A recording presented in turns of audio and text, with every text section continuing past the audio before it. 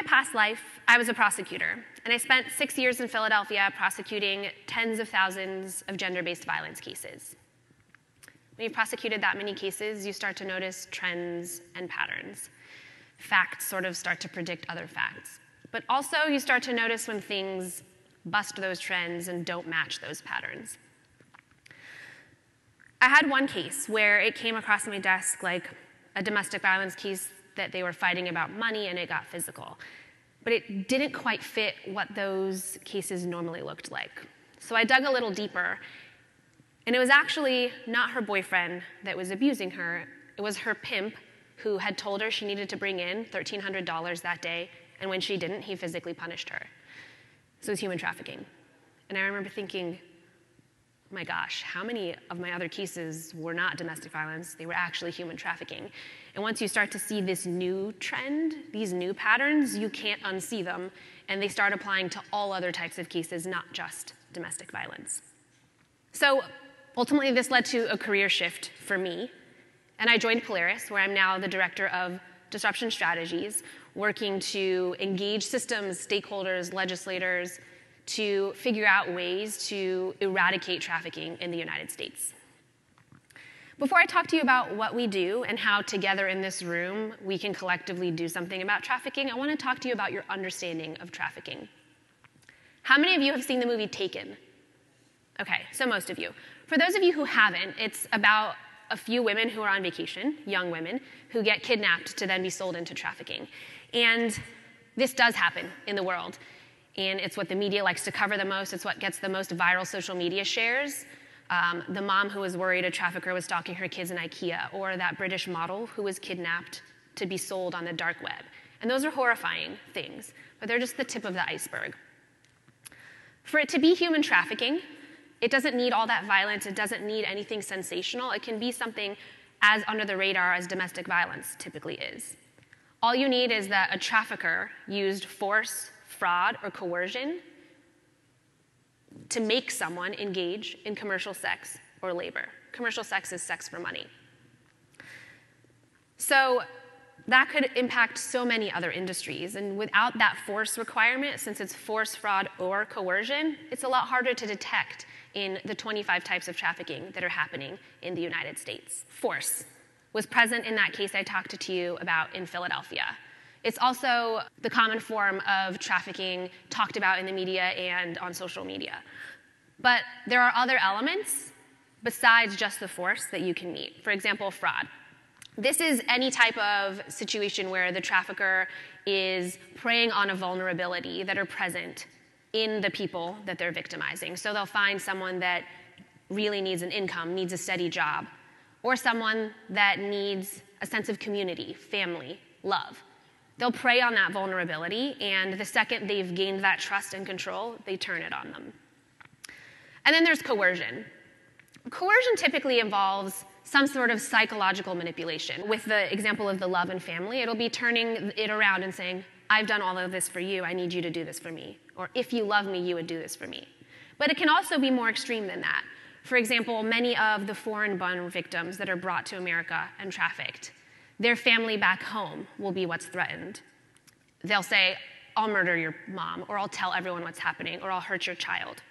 And what then happens is they don't want those consequences, obviously. So they're being forced to do this, made to do this, without any actual physical force present.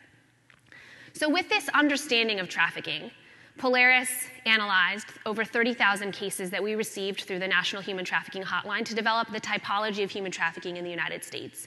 And we identified trends and patterns that articulate 25 distinct types of trafficking, many of which have no obvious force elements, significantly leaning on fraud and coercion to control the victims. And it's all happening in all of our backyards. So even in Philadelphia, where it's not even a top 10 city in terms of volume, we saw all types. One case came across our desk that was a personal sexual servitude case that turned also into a domestic servitude case. There was another case in our unit where a man was pretending to be a football coach, and he would make the young boys peddle and beg on the streets to make money for him. And he would use sexual and physical violence on a couple of the boys to control them, but he would make the other boys watch. So they didn't get any physical force, but they were coerced. So once you start seeing all those trends, they apply to so many other industries and types of crimes. And once we have the collective language as a society to talk about it, we can do a better job about actually ending it, because our complacency is what allows it to continue happening. So at Polaris, we've been focusing most of our energy on 3 types this year. The first type we're researching is agriculture trafficking. It's pretty commonly talked about. In the US, we seem to really know that this is what's happening here in America, and yet our consumption practices don't jive with that knowledge that we have. When we go to the grocery store and the berries are on sale for 2 baskets for $5, it's not computing in our mind that someone handpicked those berries and the cost really is too good to be true. We're putting it in our basket, and the cost that we're not paying, we're looking away because the vulnerable, often desperate migrant workers that are paying that cost for us are not a pleasant thing to think about. Did you know that in the US, per capita, per person, we pay the least amount of food every year than any other country in the world? Not any other developed country in the world, any other country in the world. It's not like miraculously cheaper here. We just have a demand for cheap goods, cheap produce, and the market meets that demand. And then some people have to pay the consequences. The other 2 major areas that we're focusing on are both commercial front sex trafficking venues. When I say commercial front, it's some sort of legitimate-looking business, so some business that they're using as a front for the illegitimate conduct of human trafficking. The first that we've emphasized is illicit massage businesses. These are not a welcoming spa with a tranquil experience really inviting you in. It's actually quite the opposite. Every visual indicator is pushing you away, telling you not to come. And typically, the windows are blackout tint. You can't see inside. Curtains will be all the way down and closed, and you can't see inside. The doors typically have extra security. You can't get in without being buzzed in often, and there's extra CCTV on the window. And you'll almost never see anyone entering the main entrance because they're going in through side doors in the back. And you almost wonder, how are they staying in business? It's because it's illicit activity that's illegitimate. Typically, the women trafficked in these venues are from China and Korea, and debt coercion is the most strong form of control that is used. The other type of illicit commercial front venues are casitas or cantinas. They have a lot of the same elements of the commercial front that I described to you for the illicit massage businesses, and people tend to describe them as sketchy or uncomfortable. You get a specific vibe from those venues. The women trafficked in these venues, they're typically restaurants or bars as opposed to illicit massage businesses, are from Latin America. And a lot of the same debt coercion and fraud and recruitment that happens in illicit massage businesses happens here as well. But there's also extreme amounts of physical violence, not only to the women to keep them controlled, but in terms of the threats that are not only promised, but actually acted out on the families back home. So these 3 types might sound a little overwhelming. Don't worry, we're part of a really innovative, passionate field of anti-trafficking advocates across the country that spend all of our time working on this full-time every day. So we're not asking that of you, but there's a lot that you can do. And this is my favorite part. So my department's working a lot on it, but there's a lot that you can do. And no heroism is required. You just have to be aware of what's happening. Buy smarter. Protest with your wallet.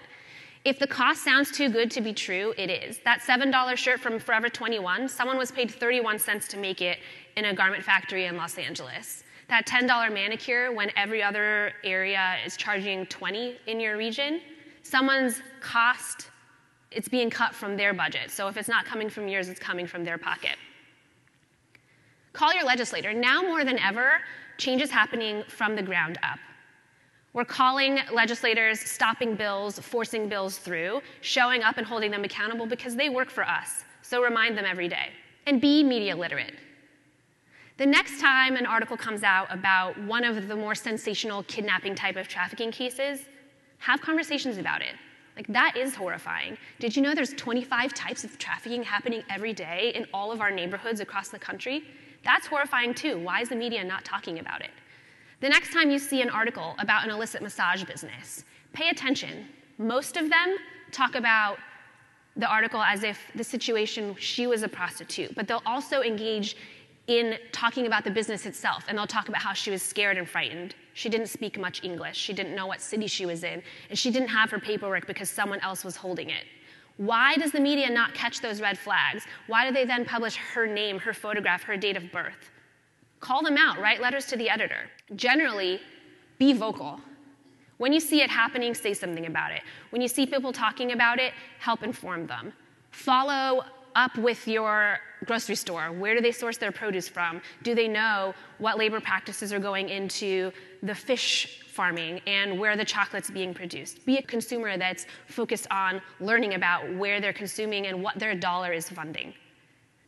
Trafficking is happening in all of our communities. This is a heat map, and it's happening significantly more in other areas, but every state has trafficking elements throughout. This is just illicit massage businesses. If you go on our website, you'll see from the hotline calls, the whole country is covered. When you go home today, that means wherever you go home to, trafficking is happening in various industries, various businesses that you're engaging with every day and have no idea. So I'm inviting you to join us today. It might sound overwhelming. You don't have to do all of those proposals, but if you just start with one, if everyone in this room leaves this room and asks 2 questions at dinner of the waiter or waitress when they say, do you have any questions about the menu? Ask them, do you know where your produce is sourced? If there's fish on the menu, do you know who caught the fish? What the labor conditions are? You'll be surprised how many times they can answer that question. But if they can't, at minimum, it's planting seeds of accountability. And if we all ask those questions and continue to insist on getting those answers, we can grow those seeds together into a forest and create an inhospitable community that is unwilling to tolerate trafficking. So please, join us starting today.